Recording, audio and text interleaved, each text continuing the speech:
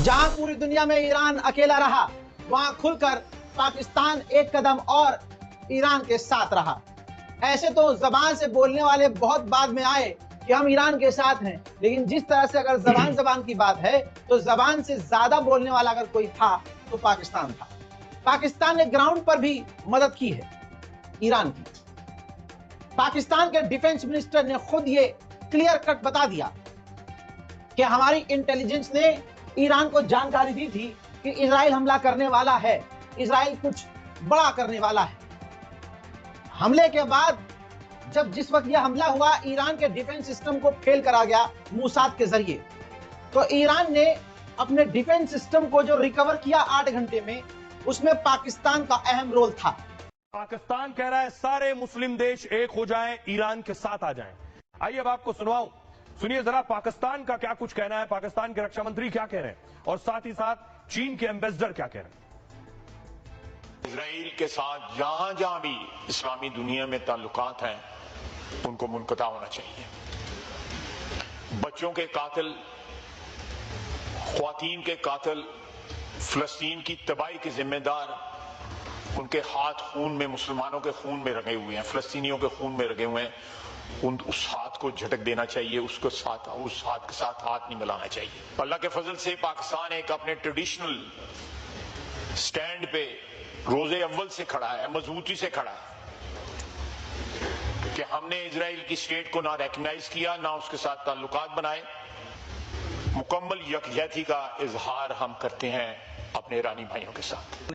पाकिस्तान ने और पाकिस्तान के एक्सपर्ट ने ईरान के मदद की उसके एयर डिफेंस सिस्टम को दोबारा से चालू करने के लिए, जिसके बाद ईरान ने उसी रात ऐसी तबाही मचाई इजराइल के अंदर कि पूरी दुनिया देखकर सहम गई और खुद इजराइल सकते में आ गया कि ये ईरान ने क्या ही कर दिया। खुलकर अपनी इस वक्त इसराइल के साथ जो कुछ भी हो रहा है उसके पीछे भारत ही ये कह रहे हैं, इवन के बाकी दुनिया के कई ममालिक हैं जिनमें फ्रांस भी शामिल है। उनकी न्यूज एजेंसी ने बाकायदा अपनी इंटेलिजेंस रिपोर्ट शेयर की है जिसमें वो कह रहे हैं कि ईरान का जो 8 घंटे तक जो एयर डिफेंस सिस्टम जाम रहा, उसे खोलने में पाकिस्तान ने उसकी मदद की है। उसने बेसिक इंफॉर्मेशन भी प्रोवाइड की है कहाँ कहाँ से अटैक हो रहा है।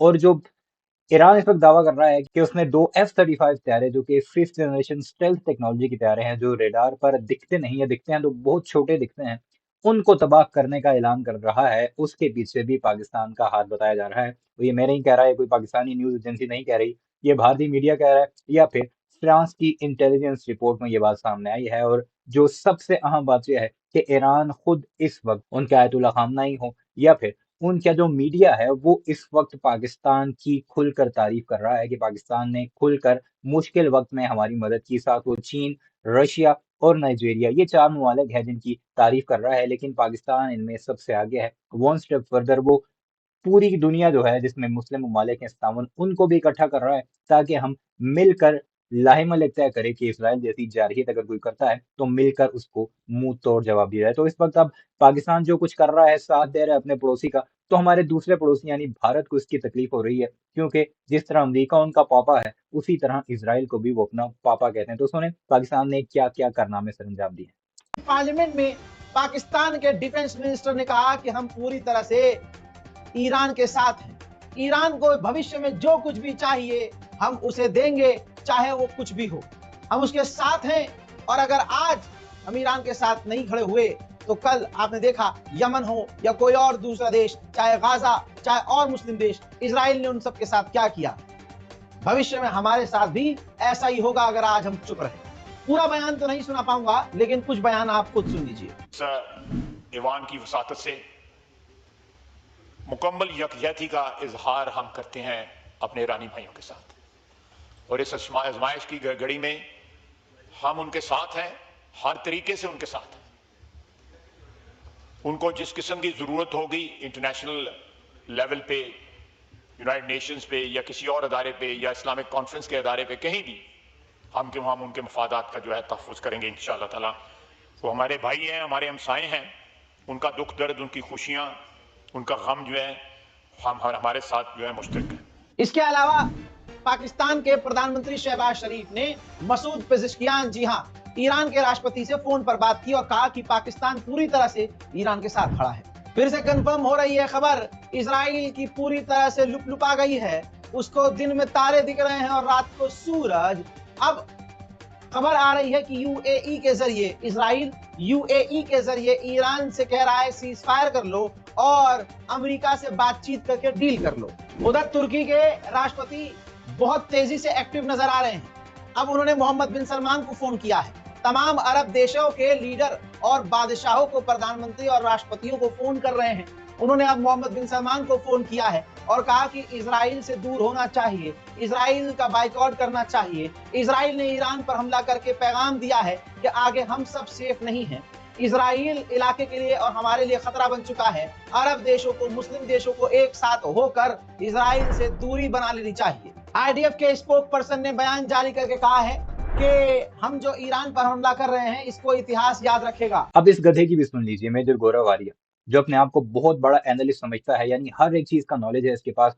इसकी मैं आपको एक क्लिप कल का सुनाऊंगा, फिर आप इसके पिछले क्लिप याद कीजिएगा जिसमें ये दावा करता रहा कि पाकिस्तान को अमेरिका अपने करीब इसलिए कर रहा है कि उसे ईरान के अगेंस्ट इस्तेमाल करना है। लेकिन इसका ये दावा, ये एनालिसिस भी झूठा साबित हुआ, क्योंकि इस वक्त पाकिस्तान उन गिने चुने ममालिक में शामिल है जो कि खुल के अपनी रियासत और रियासती इदारों समेत ईरान के साथ खड़े हैं। जरा मुलाहिजा कीजिए। पाकिस्तान को तैयार करा जा रहा है इसमें, ये मैंने पहले भी बोला था आपकी शो में।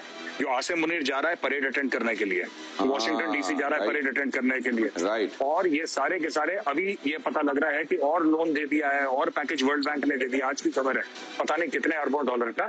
ये सारी की सारी चीजें इसीलिए तैयार करी जा रही हैं। हैट्स ऑफ मेजर गौरव आर्या। ये मैं अब ये जाहिल उसकी तारीफ कर रहा है कि हैट्स ऑफ कि तुम बहुत जबरदस्त किस्म का तुम्हारा तज्जिया है, कि तुमने बिल्कुल सही बात बताई थी, और जबकि ये सारी की सारी फेक निकली। अपने दर्शकों के लिए दोहरा दूं, जब ये बुलाए गए फील्ड मार्शल अमेरिका में, तो ये बात कही गई थी मेजर गौरव आर्य की तरफ से कि जब उधर के गोरे अमेरिकी जो हैं इनको जब प्यार से पुचकारें तो ये समझ लीजिए कि इनकी उपयोगिता आने वाले दिनों में अमेरिका के लिए बढ़ी हुई लग रही है उसको, इसलिए पुचकारा जा रहा है। और जहां वक्त जहां आएगा वहां ये भी कहा जाएगा चाहो मेरे लिए। आज तक हुआ नहीं है, फाइनली हो गया है।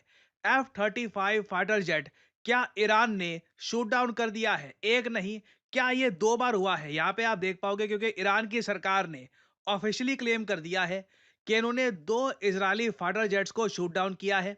अब ये ईरान की तरफ से यहाँ पर क्लेम है कि ना सिर्फ 2 इजरायली फाइटर जेट, इन्होंने F-35 फाइटर जेट्स को गिरा दिया है। कुछ ईरानियन ऑफिशियल्स ये भी कह रहे हैं कि इन्होंने एक इजरायली पायलट को भी पकड़ लिया है। और ईरान ने देखो, जब से ये बात क्लेम करनी शुरू कर दी ना, इस पे आप देखोगे दुनिया भर में बहुत सारे आर्टिकल्स पब्लिश होने स्टार्ट हो चुके हैं। Iran shoots down 2 Israeli fighter jets. Iran का मीडिया खुद ऑब्वियसली इसको प्रोपेल कर ही रहा है।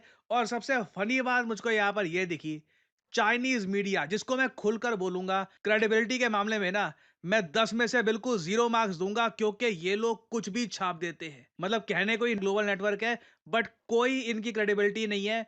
CGTN आपको पता होगा, इन लोगों ने न्यूज छाप दी कि जी F-35 फाइटर जेट जो है ये क्रैश हो गया। अब ये जो इमेज है ये फेक है, ये AI इमेज है।